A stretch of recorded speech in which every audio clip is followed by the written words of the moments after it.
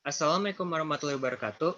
Kami dari kelompok 5, kelas Bahasa Indonesia 32, ingin mempresentasikan hasil kerja kami di tugas kedua Bahasa Indonesia. Ini daftar kelompok kami, dan saya mempersilahkan untuk teman saya, Fahmi. Bismillahirrahmanirrahim. Perkenalkan, nama saya Fahmi Mazir. Saya akan mempresentasikan tentang membaca referensi kredibel sebelum menulis ilmiah. Ini perlu kita lakukan dalam menulis karya tulis ilmiah sebelumnya. Kenapa kita harus membaca referensi? Karena dalam menulis karya tulis ilmiah itu kita harus mempunyai rujukan sebagai dasar dengan apa yang akan kita tulis. Nah, referensi ini haruslah kredibel. Kredibel ini artinya pertama dapat dipercaya, dapat dipertanggungjawabkan, dan dapat dilacak.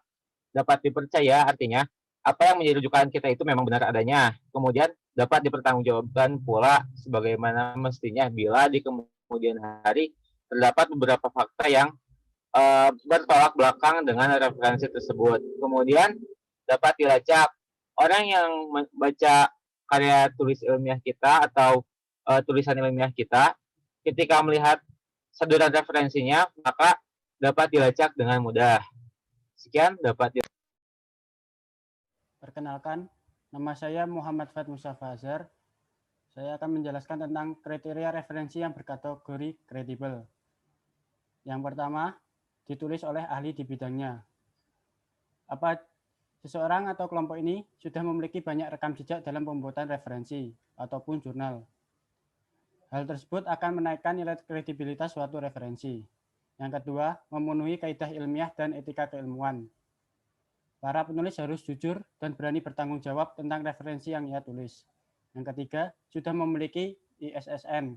ISSN yaitu International Standard Serial Number adalah nomor publikasi berkala media cetak maupun elektronik. Nomor identifikasi ini sejenis dengan ISBN untuk buku. Yang keempat, diterbitkan oleh lembaga. Penerbit yang menampung suatu referensi dapat menentukan tingkat kredibilitas suatu referensi. Sebagai contoh, Anda bisa mudah mempercayai referensi yang ditemukan di buku Erlangga dibandingkan di web yang tidak jelas asalnya. Yang kelima, tervalidasi oleh ahli. Referensi yang sudah tervalidasi kebanyakan sudah diuji oleh para ahli. Hal ini dapat meningkatkan tingkat kredibilitas referensi tersebut. Yang keenam, sudah terindeks di database nasional maupun internasional. Referensi yang sudah terindeks baik di situs nasional seperti Arjuna ataupun Sinta, maupun di situs internasional seperti Scopus dan Directory of Open Access Journal atau DOAJ, referensi yang sudah terindeks itu sudah memiliki kredibilitas yang tinggi. Jadi saya sarankan untuk memilih referensi dari situs tersebut. Sekian. Oke ya, untuk ini saya akan mempresentasikan cara mencari referensi secara daring. Dalam mencari referensi, kita bisa memanfaatkan internet. Berikut ada 4 cara yang kita gunakan untuk mencari referensi. Untuk cara yang pertama, dengan penggabungan kata yang tepat untuk kata kunci. Agar kita bisa menemukan referensi yang kita inginkan, kita bisa memberi tanda kutip pada kata kunci tersebut. Untuk cara yang kedua, kita menggunakan perintah cite untuk mencari referensi pada situs-situs tertentu. Yang ketiga, kita menggunakan perintah align title untuk menampilkan seluruh kata yang dicari dalam titel halaman, serta diikuti dengan judul karya ilmiah yang kita inginkan. Untuk cara yang keempat, kita menggunakan perintah file type agar memudahkan kita mencari referensi berdasarkan bentuk file yang akan kita inginkan. Selanjutnya akan dilanjutkan oleh Nesa Hibatullah. Perkenalkan, nama saya Nesa Hibatullah Alif. Saya akan menjelaskan cara menemukan referensi dengan aplikasi Mendeley. Yang pertama, download atau siapkan aplikasinya terlebih dahulu. Ada di link yang tertera. Kemudian yang kedua, login atau register menggunakan akun Anda. Kemudian, install citation plugin for Microsoft Word agar bisa memasukkan referensi Anda ke dalam dokumen Microsoft Word Anda.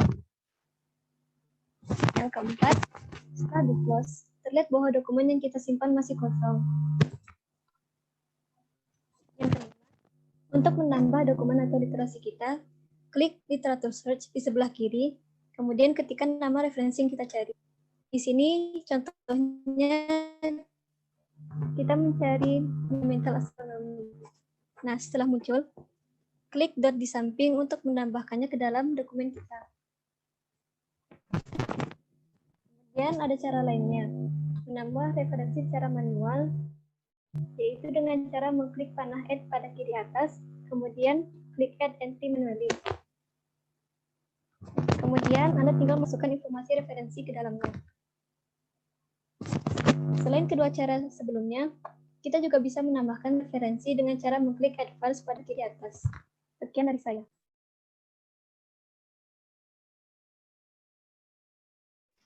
Nah, perkenalkan, nama saya Rizky Renal Faza dan saya akan mengajukan cara menambahkan citasi ke aplikasi Microsoft Word. Nah, pertama kita harus bukakan aplikasi Microsoft Word-nya dan klik tempat yang ingin diberi sumber. Nah, setelah sudah dipencet tempat yang ingin diberi sumbernya, selanjutnya pencet tab References, lalu klik tombol Insert Citation, seperti pada gambar tersebut.